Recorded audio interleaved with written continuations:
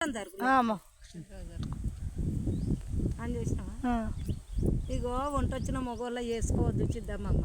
వంట వచ్చిన మొగోళ్ళ చేసుకుంటే ఈ కూర బాగలేదంటారు, ఆ కూర బాగలేదంటారు, ఇది బాగలేదంటారు, అది బాగలేదు. వంటరాని మొగోళ్ళ చేసుకుంటే అది ఆడ ఎట్లుండి పెట్టని తింటాడు, ఎట్లుండని ఉప్పు చూడడు, కారం చూడు, ఎట్లుండని తింటాడు. ఈ వంట వచ్చిన మొగోళ్ళని చేసుకుంటే ఈ బువ్వ కూర బాగలేదు అంటాడు, ఏ కూర అయినా బాగలేదు అంటాడు, ఏ పప్పు వేసినా బాగలేదు. చెప్పమ్మా నియమా వద్దమ్మా?